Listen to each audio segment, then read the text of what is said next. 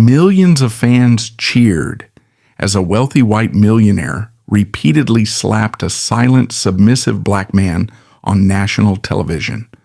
What the audience consumed as family entertainment was, in reality, a blatant display of modern slavery fueled by corporate racism. The dark truth is that WWE executives did not just create a wrestling storyline, they intentionally weaponized America's deepest racial traumas for profit. Behind the character of Virgil was Mike Jones, an elite, proud athlete stripped of his voice, his identity, and his human dignity. This is the chilling story of a billion-dollar empire that forced a man to sell his pride, proving that while the punches were fake, the exploitation was devastatingly real. Before he was forced into a tuxedo and reduced to a silent caricature, there was Michael Jones. Born in 1962 in Pennsylvania, Jones was a physical marvel. He was not a prop, he was an elite, dedicated athlete. Possessing a natural aptitude for sports, he had a background in amateur wrestling and American football, eventually sculpting a physique through competitive bodybuilding that rivaled the Greek gods. When he decided to enter the bruising, unforgiving world of professional wrestling, he possessed every raw material required to become a standalone superstar. He was trained by the legendary Afa Anoa'i of the Wild Samoans, learning the grueling mechanics of ring psychology and the physical endurance required to survive in an industry that routinely broke men in half.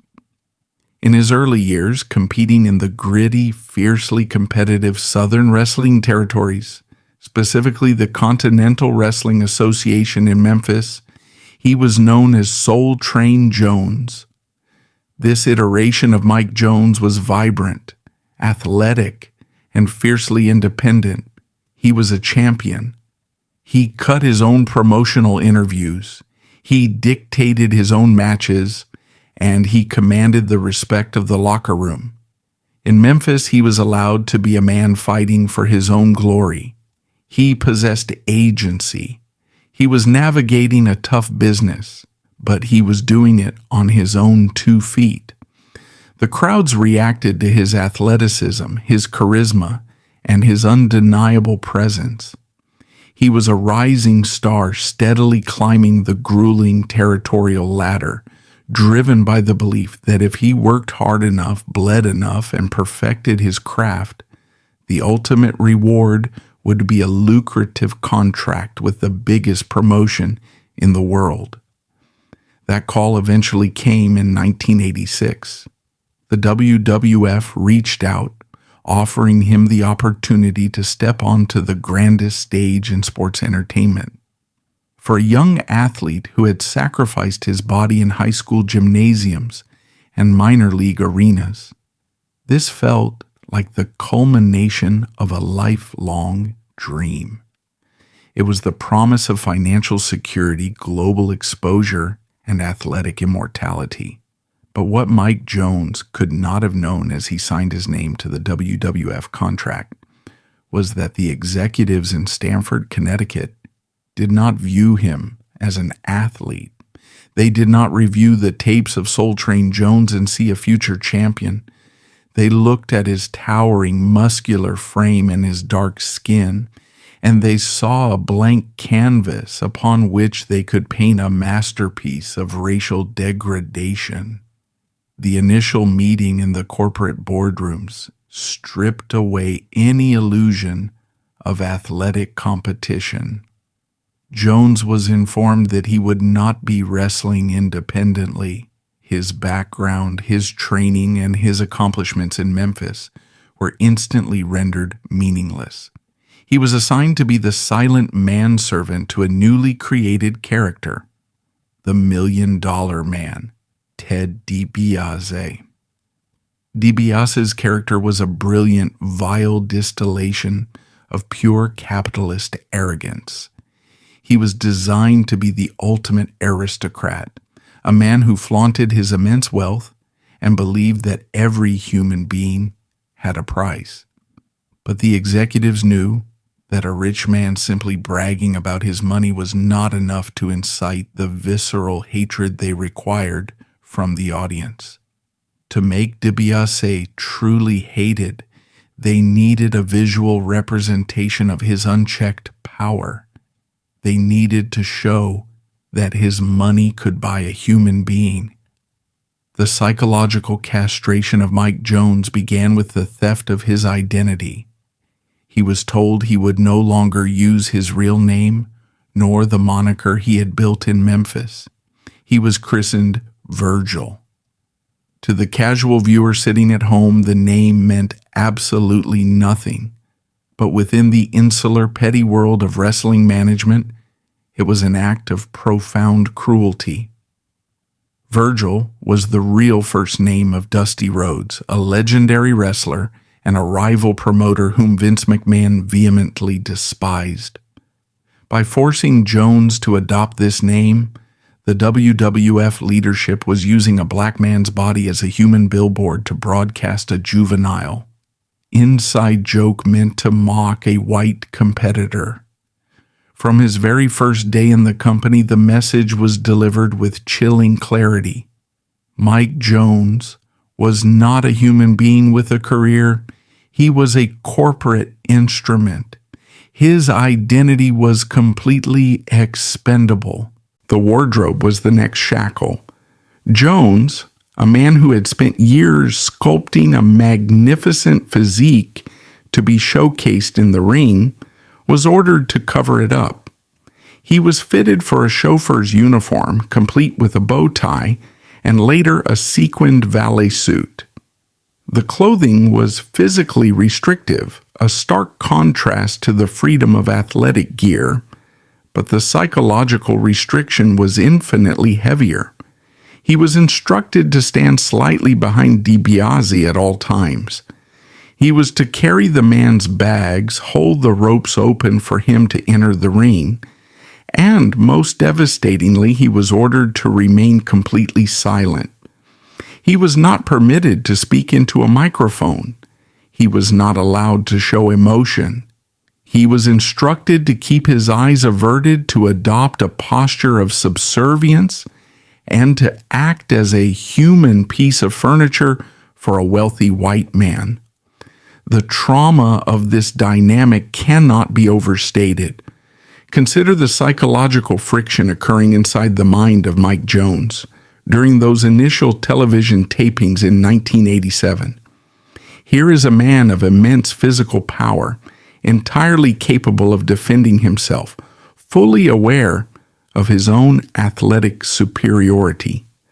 Yet the contract he signed, the very mechanism feeding his family, demanded that he suppress every natural instinct of pride and self-preservation. Night after night, the script dictated that whenever DiBiase was frustrated by a match or a business deal, he would turn his wrath upon his servant. DiBiase would scream in his face. He would shove him backward. And then, the ultimate indignity, DiBiase would strike him. The sharp, stinging crack of an open-handed slap across the face of a grown man would echo through the arena. The script demanded that Jones absorb the blow.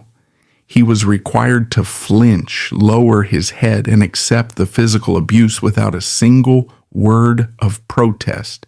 He had to pick up the $100 bills that his master threw at his feet. This was not a nuanced theatrical performance. It was the deliberate historical reenactment of slavery updated for the television age. A powerful black man was being publicly humiliated, stripped of his right to defend himself, and subjected to the whims of a white overseer. The trauma was not just the physical sting of the slap, it was the catastrophic internal damage of knowing that he was willingly participating in the destruction of his own dignity. Why did he not walk away? The answer lies in the insidious nature of corporate manipulation and the financial realities of the industry. The wrestling business is a monopoly of opportunity. If you walked away from the WWF in the 1980s, you were walking away from the only guaranteed substantial paycheck in the industry. The executives knew they had trapped him. They preyed upon the fundamental vulnerability of a professional athlete whose only marketable skill was his physical performance. Furthermore, there is a psychological trap inherent in the wrestling business known as paying your dues.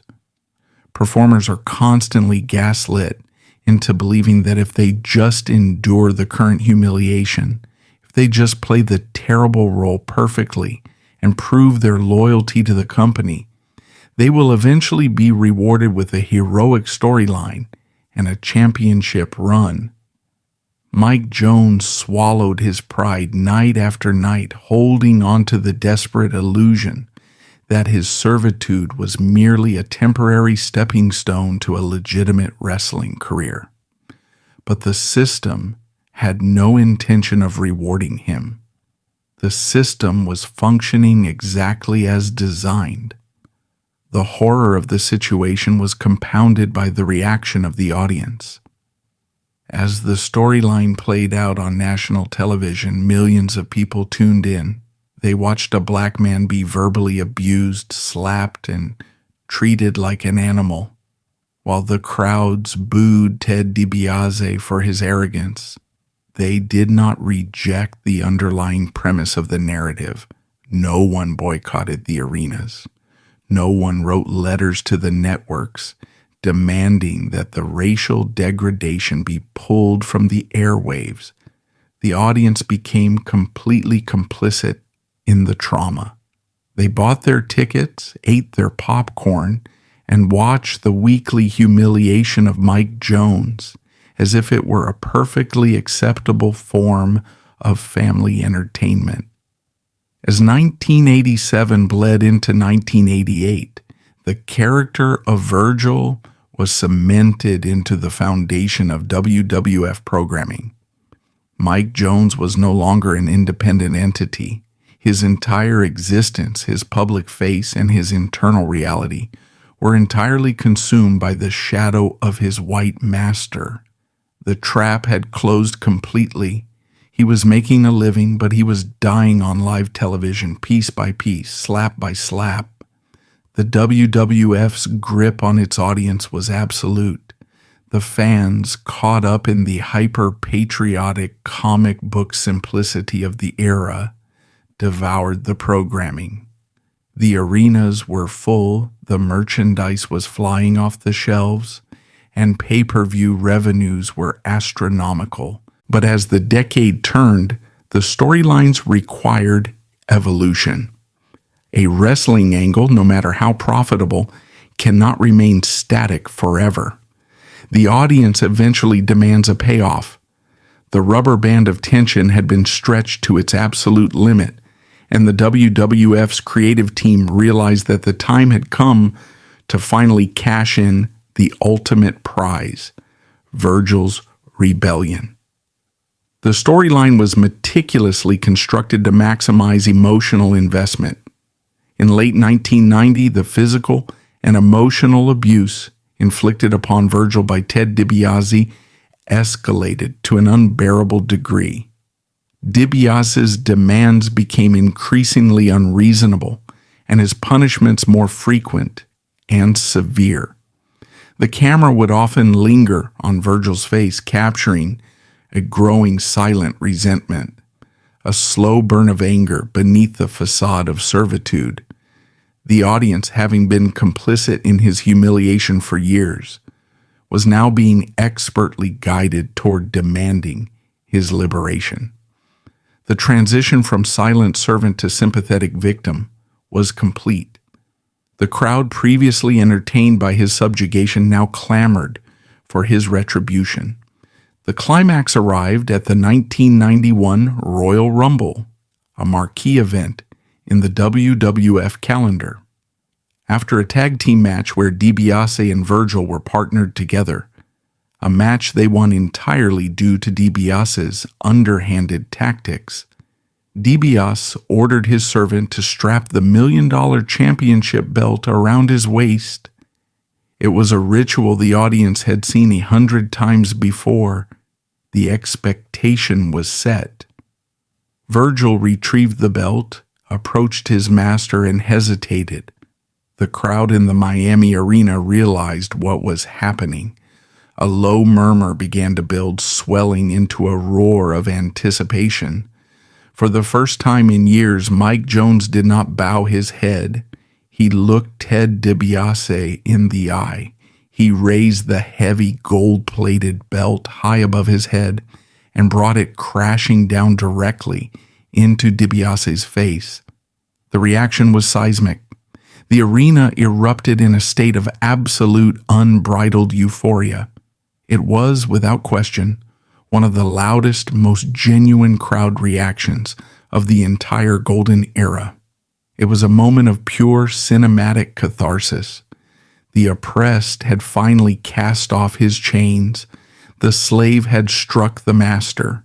The commentary team sold the moment with breathless excitement, proclaiming that Virgil was finally a free man. Months later, the narrative arc reached its formal conclusion at WrestleMania 7 in Los Angeles. In front of over 16,000 fans, Virgil, now trained and mentored by the legendary Rowdy Roddy Piper, a white superstar serving as a proxy savior, defeated Ted DiBiase by countout. He followed this up with an even bigger victory at SummerSlam later that year, cleanly pinning DiBiase to win the $1 million championship. On the surface, this appeared to be a triumph. It looked like a vindication of the human spirit. The WWF had told a story of oppression, struggle, and ultimate redemption. It was a victory lap for the creative team. However, beneath the surface of this manufactured triumph lay a devastating reality. The liberation of Virgil was not a redemption story. It was a transactional necessity. The WWF had wrung every possible dollar out of the Servitude storyline. The heat had peaked, the emotional investment had peaked, and the payoff had been delivered. But the moment the final check was cashed, the tragic reality of Mike Jones's position within the company was laid bare. The creative team had absolutely no idea what to do with a free, independent Mike Jones. The fundamental flaw in the booking was that Mike Jones's entire existence in the WWF had been defined by his relationship to a wealthy white man. They had never bothered to build a character for him beyond his subjugation. They had never established his motivations, his personality, or his independent goals.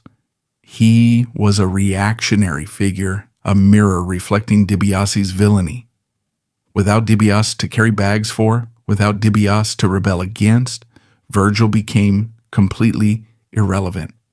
The system had not designed him to be a star. They had designed him to be a prop. And once the prop had served its purpose, it was discarded.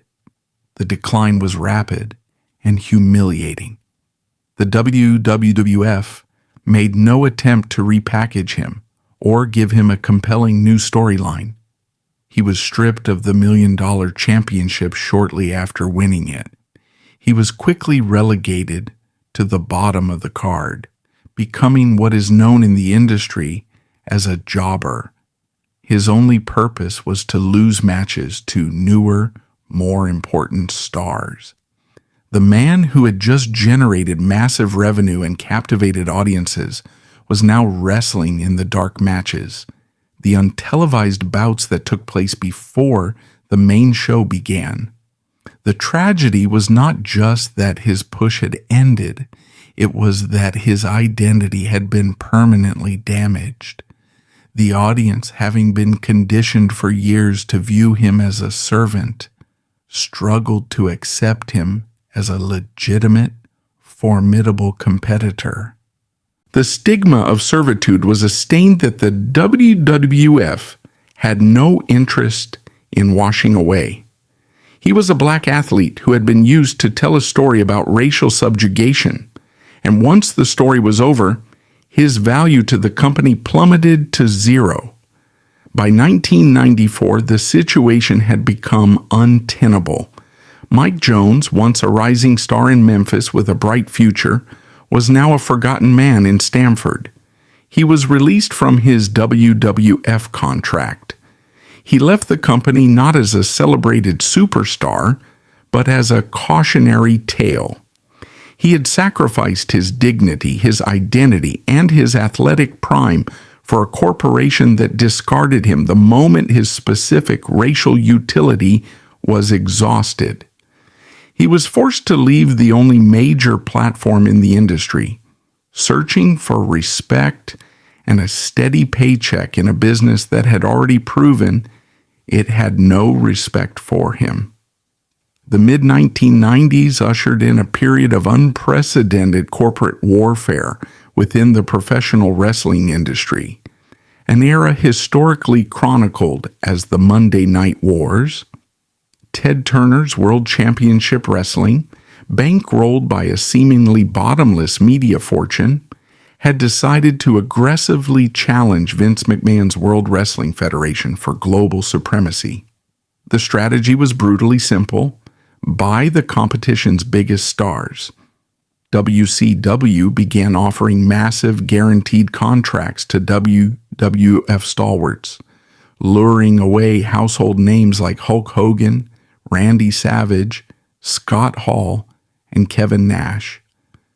The television ratings battle became a weekly high-stakes game of corporate chess. For a recently discarded athlete like Mike Jones, this volatile landscape should have represented a lifeline. It was a second major television platform, a new management structure, and a chance to finally shed the humiliating baggage of his WWF tenure. When Jones made his way down south to Atlanta, Georgia, to sign with WCW in 1996, there was a logical expectation of a fresh start. He was a recognized television face, a man who possessed undeniable physical tools, and an athlete who had quietly and professionally paid his dues in the rival organization. This was the perfect opportunity for the industry to course correct. WCW could have reintroduced the world to Soul Train Jones. They could have handed him a microphone, acknowledged his athletic pedigree, and allowed him to compete as a standalone, dignified competitor. But the professional wrestling industry is a closed, cynical loop. It is governed by a universal, deeply flawed ideology, regardless of the corporate logo painted on the canvas. When the creative executives in Atlanta looked at Mike Jones, they did not see an opportunity for athletic redemption. They saw exactly what Vince McMahon had seen: a convenient physical vessel through which they could execute a petty corporate agenda.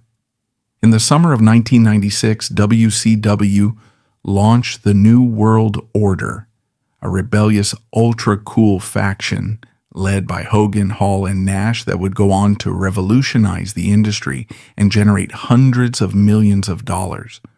The group was designed to look like an invading force from the WWF, taking over WCW programming by force.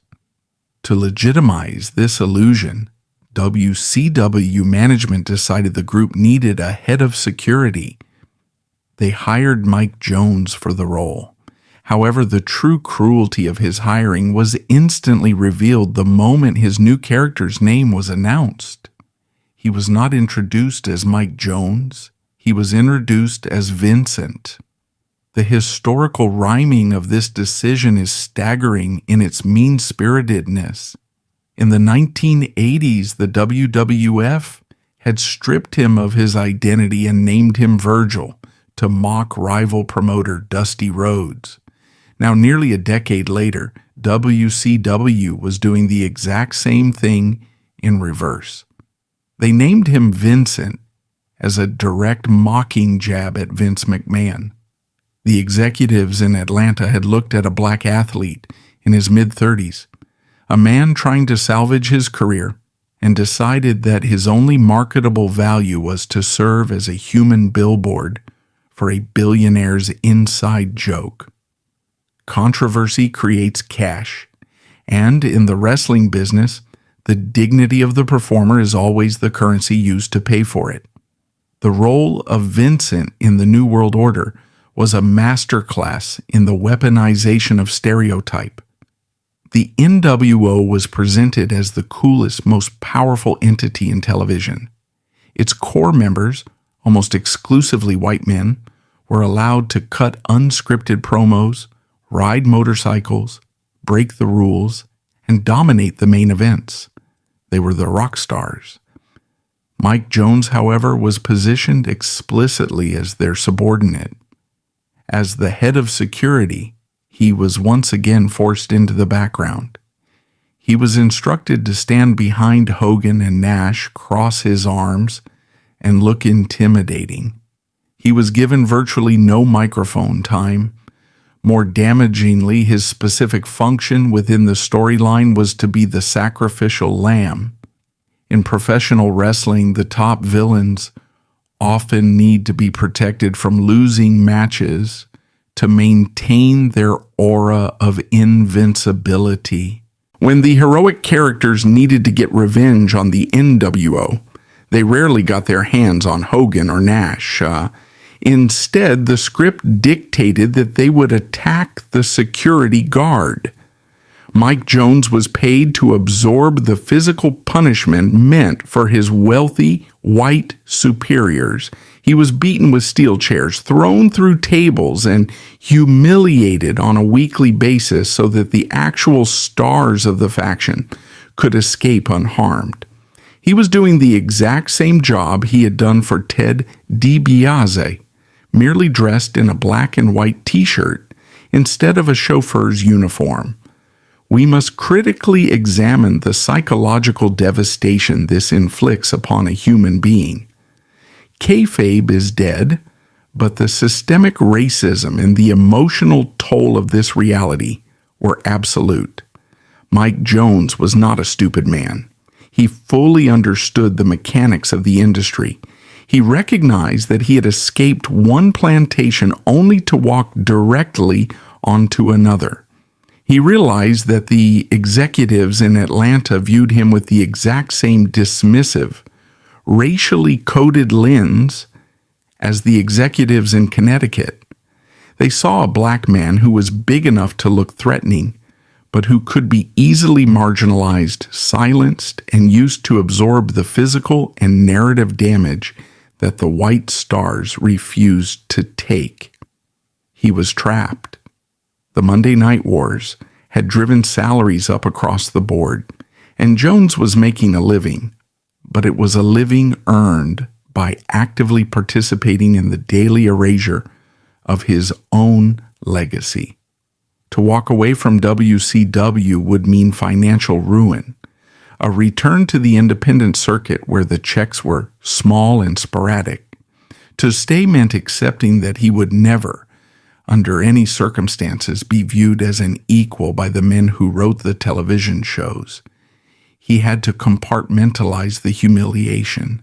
He had to show up to the arenas, put on the NWO shirt, take the brutal beat downs from men who possessed half his athletic ability, and then quietly return to his hotel room. The industry demands compliance, and Jones complied because the alternative was poverty. As the 1990s progressed and the New World Order storyline began to splinter into various confusing sub-factions, the creative direction for Mike Jones deteriorated from cynical to absurd. The writers, completely devoid of any respect for his career, began changing his name seemingly on a whim, entirely based on whichever WWF executive they wished to insult that week. When the WWF's Shane McMahon became a prominent television character, WCW abruptly changed Jones's on-screen name from Vincent to Shane. Later, in a bizarre and inexplicable shift, he was renamed Curly Bill and then finally, mockingly, Mr. Jones. This constant shifting of his identity was not an attempt to refresh his character. It was a demonstration of absolute corporate control. It was the industry telling him explicitly that he was nobody. He was a blank slate, a disposable asset that could be erased and rewritten on a weekly basis to service the juvenile humor of the management team. The use of stereotype as a weapon had evolved from the overt master-servant dynamic of the 1980s into a more insidious form of systemic marginalization in the 1990s. They did not need him to hold a door open anymore. They just needed him to stand in the back, keep his mouth shut, and take the fall when the script required a body on the floor. By the time the year 2001 arrived, the landscape of professional wrestling underwent a violent final consolidation. The corporate mismanagement of WCW finally caught up with it, and the company hemorrhaged money until it was put up for sale. In a twist of brutal corporate irony, Vince McMahon purchased WCW. The Monday Night Wars were over. The WWF had won a total monopoly. When the WWF absorbed the WCW roster, they cherry-picked the top stars and the young, malleable talent. For a veteran like Mike Jones, whose entire television identity for the past 15 years had been built upon being the butt of an inside joke for one billionaire or another, there was no seat left at the table. He was not offered a contract by the new monopolized regime. The television cameras shut off. The pyrotechnics faded. The roaring crowds went home. Mike Jones, now approaching 40 years old, found himself standing outside the gates of a billion-dollar industry that had completely consumed his athletic prime. He had survived the Golden Era and the Monday Night Wars. He had been a central figure in two of the most iconic, financially successful storylines in the history of television. Yet he walked away with no creative legacy, no respected body of work, and no independent identity. The system had effectively chewed up the best years of his life, monetized his physical submission, and spat him back out into the real world with nothing but a collection of humiliating aliases. The transition from the blinding lights of global television to the cold, unforgiving concrete of the real world is the wrestling industry's most closely guarded, devastating secret. When the cameras stop rolling and the corporate contracts expire, there is no safety net. The professional wrestling business, despite generating billions of dollars in revenue and trading on the New York Stock Exchange, operates on a predatory labor model. Performers are classified as independent contractors. This legal loophole ensures that the men and women who sacrifice their bodies to build the billionaire's empire receive no pensions, no comprehensive health insurance, and crucially, no royalties for the footage that continues to be monetized on digital networks for decades. The corporation keeps the profits. The broken athletes keep the pain. For Mike Jones, the dawn of the 2000s marked the beginning of an agonizing struggle for survival. He had given 15 of his best athletic years to the two largest wrestling promotions on the planet. He had been a central figure in angles that defined an era. Yet because of the system's deliberate refusal to build him as an independent, respected star, he left the mainstream spotlight completely devoid of economic security. He was a man approaching middle age with a body heavily taxed by the physical demands of the ring, staring down an economic wasteland. To survive, he had to rely on the only commodity he had left: nostalgia. Jones entered the grueling, often degrading world of the independent wrestling circuit and the fan convention hustle. He became a traveling salesman of his own past. Across America, in dimly lit high school gymnasiums, community centers, flea markets, and comic book conventions, he would unfold a portable table. He would neatly arrange stacks of 8 by 10 photographs, images of himself dressed as the subservient valet or standing in the background of the New World Order. He would sit behind that table for 8, sometimes 10 hours a day, armed with a Sharpie marker, waiting for a fan to approach and hand him $20 for an autograph. This phase of his life requires a deep, unflinching psychological analysis. To sit behind that folding table was to engage in a daily agonizing compromise of human dignity. Mike Jones was forced to actively peddle the very imagery of his own degradation. The fans did not want to buy a picture of Soul Train Jones, the proud athletic champion from Memphis. They wanted to buy a picture of Virgil, the silent, beaten servant. To pay his rent and buy his food, Jones had to look a fan in the eye, smile, and sign his name to the visual evidence of his own historical subjugation. He was trapped in a perpetual loop, economically forced to keep the ghost of his corporate exploitation alive, simply to survive the week. As the 2000s shifted into the 2010s, a new, insidious element was introduced into this dynamic: the rise of social media and smartphone culture. The internet birthed a modern arena of cruelty, and Mike Jones predictably became one of its prime targets. A phenomenon began to take shape online, documented on blogs and viral forums. Fans began snapping photographs of Jones sitting alone at his merchandise tables, often looking exhausted or staring off into the distance while crowds walked past him. These images were compiled and circulated under a cruel, mocking banner: Lonely Virgil. The Lonely Virgil meme became a massive digital joke. People would actively seek out his table at conventions, not to buy an autograph or express their appreciation for his years of physical sacrifice, but to take ironic, humiliating photographs to post online for digital clout. They mocked his attempts to hustle. They laughed at his desperation.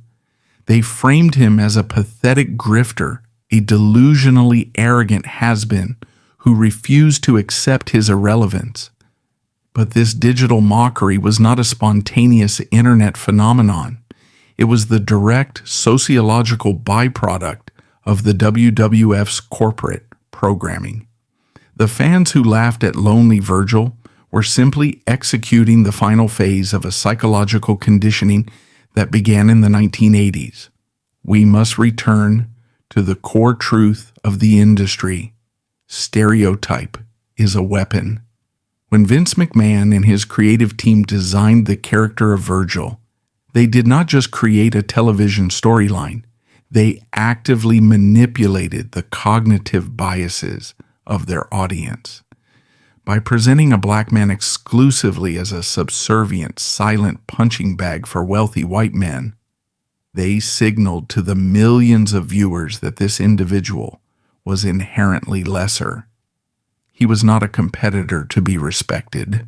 He was a punchline to be ridiculed. The corporation taught the audience how to treat Mike Jones. Decades later, the audience remembered the lesson perfectly. Kayfabe is dead, but the systemic racism embedded within it was absolutely real, and it had permanently distorted the public's perception of the man behind the character. The fans taking those ironic photographs did not see a struggling, aging athlete who had been financially abandoned by $1 billion monopoly.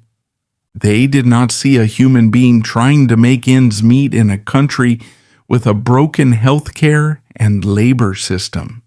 They saw the servant from their television screens. They felt entitled to mock him because the WWE had spent 15 years implicitly telling them that mocking him was entertainment. This is the ultimate tragedy of the controversy creates cash doctrine. The corporation cashes the checks, but the performer has to carry the social and psychological stigma for the rest of their natural life. Imagine the sheer psychological endurance required to endure the lonely Virgil era.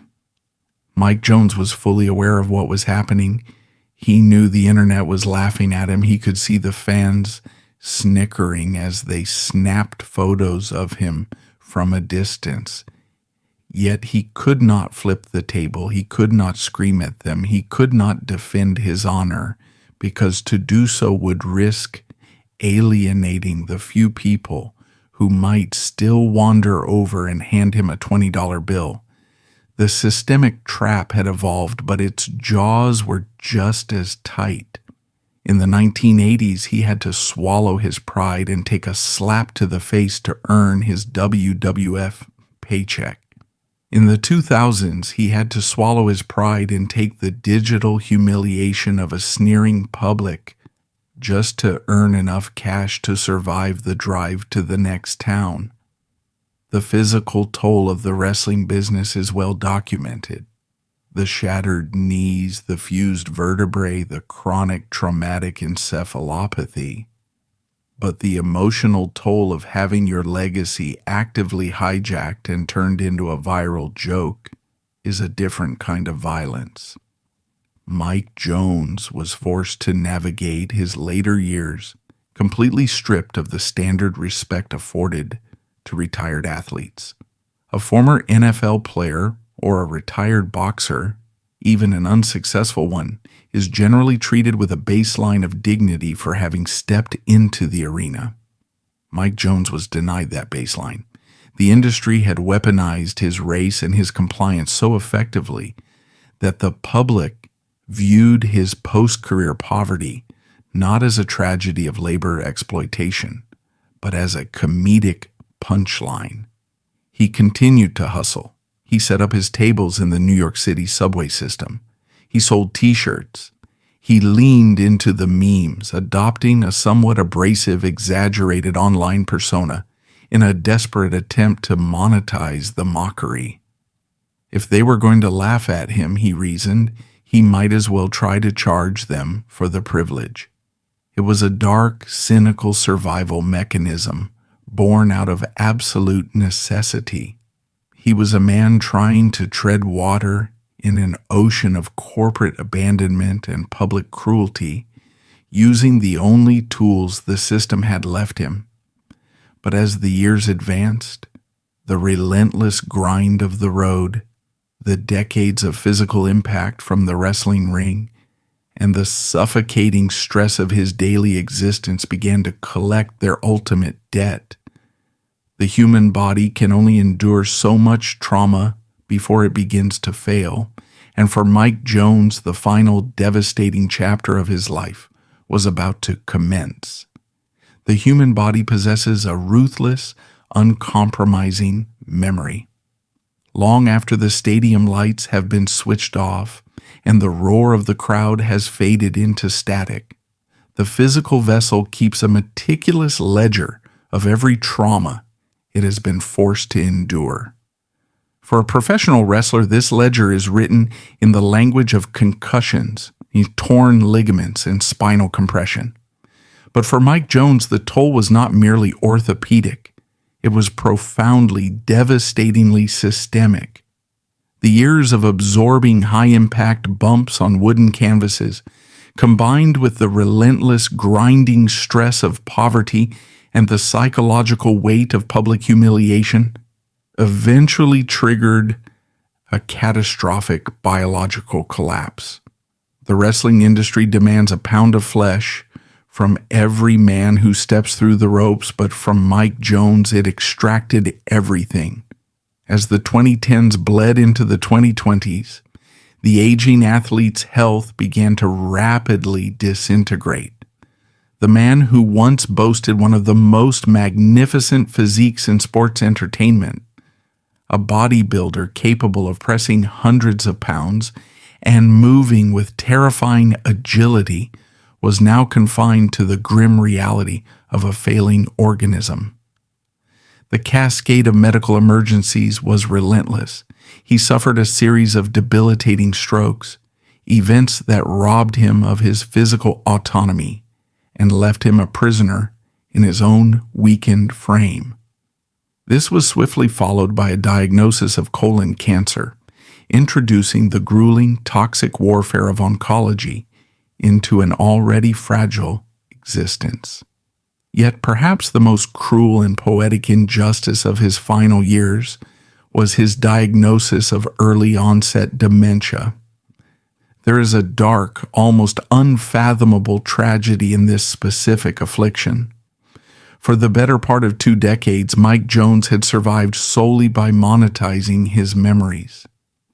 He paid his rent by recalling the golden era, by signing photographs of himself from 1988, by telling stories to fans about Madison Square Garden and WrestleMania. His past was his only remaining currency. Dementia, with chilling precision, began to systematically rob him of that inventory.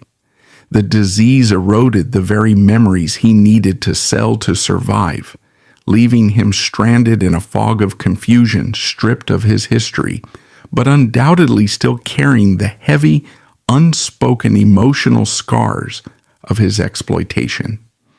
It was during this period of profound physical vulnerability that the absolute moral bankruptcy of the American professional wrestling model was laid entirely bare. Here was a man who had played a central, indispensable role in a television storyline that generated untold millions of dollars for the World Wrestling Federation. He had helped construct the villainy of Ted DiBiase, driving pay-per-view buy rates and selling out arenas across the globe. Yet, as he lay dying, facing insurmountable medical bills for stroke rehabilitation and cancer treatments, the multi-billion-dollar corporation that built its empire on his subservience offered no safety net. Because he had been classified as an independent contractor, he was entitled to nothing: no pension, no corporate health care, no royalties. To afford basic medical care and living expenses, his friends and family were forced to launch GoFundMe campaigns. The contrast is nauseating in its starkness. On one side of the ledger, you have World Wrestling Entertainment, now a publicly traded media juggernaut, signing billion-dollar broadcasting deals with Fox and Netflix, and executing lucrative, morally vacant stadium shows in Saudi Arabia. On the other side of the ledger, you have Mike Jones, the man they used to monetize the imagery of slavery, relying on the digital begging bowl, hoping that strangers on the internet might spare $10 to help him afford his medication. This is the ultimate terminal stage of the controversy creates cash doctrine.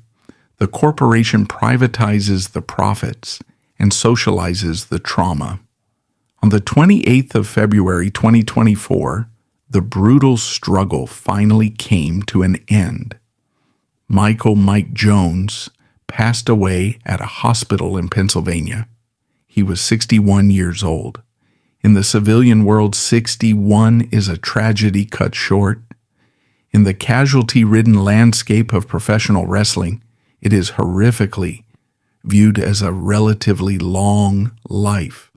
The immediate aftermath of his death perfectly encapsulated the sociopathic nature of corporate media. Within hours of the news breaking, WWE issued its standard sanitized public relations response. They posted a polished graphic on their social media channels, featuring a photograph of Jones from his late 80s prime. The accompanying text was sterile, carefully vetted by legal departments, expressing sadness at the passing of Virgil and acknowledging his contributions to sports entertainment. This corporate eulogy is perhaps the final insult.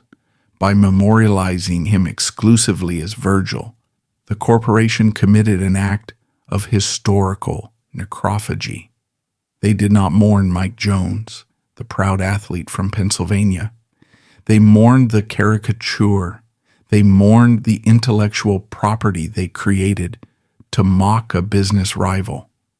More insidiously, the sterile tribute actively erased the historical reality of what they forced that character to do. They remembered him as a beloved figure of the golden era, conveniently omitting the fact that his primary function was to be subjected to weekly racially charged humiliation. They divorced the character from the context, sanitizing the racism, laundering their own legacy, and packaging his death into a neat, digestible piece of digital content to drive engagement on their social feeds. We must reject this sanitization. History demands a much harsher, more honest reckoning. We cannot look at the life and death of Mike Jones through the nostalgic, rose-tinted glasses of 1980s pop culture. We must look at it through the lens of a forensic sociologist. Mike Jones is the ultimate, undeniable proof that in the pursuit of wealth, the media apparatus will commodify anything, including the darkest chapters of human history. The executives who wrote the scripts knew exactly what they were doing. They understood the explosive power of racial dynamics in America. They knew exactly how to manipulate these prejudices, wielding them with lethal precision. They built a storyline that mirrored modern-day slavery, not because they wanted to make a profound artistic statement, but because they knew it would make the white audience angry enough to buy a ticket to see the white villain get punched in the face. Mike Jones was the collateral damage of a corporate accounting trick. And what of the audience? The millions of people who watched the broadcasts, who bought the merchandise, who later laughed at the lonely Virgil memes. We must confront our own complicity. The system only produces what the consumer is willing to digest.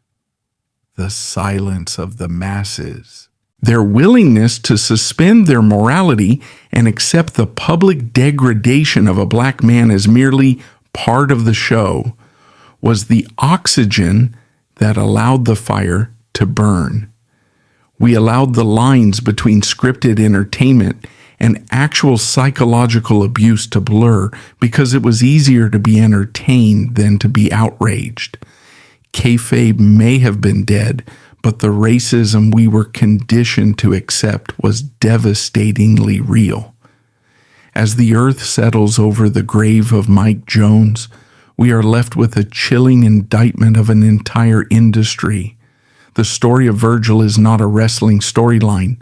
It is a tragedy of labor, race, and unchecked capitalism. It is the story of a system that views human dignity as a depreciating asset, something to be wrung out, cashed in, and discarded when the well runs dry. But we must not allow the corporation to have the final word. We must not remember him as the man who picked up the money, or the man who took the slap, or the sad figure sitting behind a folding table. That is the narrative the system built for him. We must dismantle it.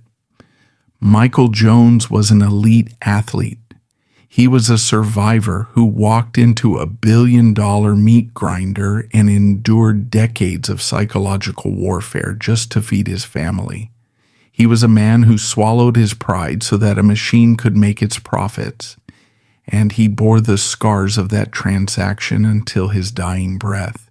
He was not a servant. He was a captive in a gilded cage. He deserved a career defined by his athletic prowess, not his skin color. He deserved an industry that protected him, not one that exploited him. And above all, he deserved to be remembered as a man, flawed, resilient, and utterly human, who weathered the absolute darkest depths of corporate exploitation, and whose silent suffering must forever stand as a towering, unignorable accusation against the empire that broke him.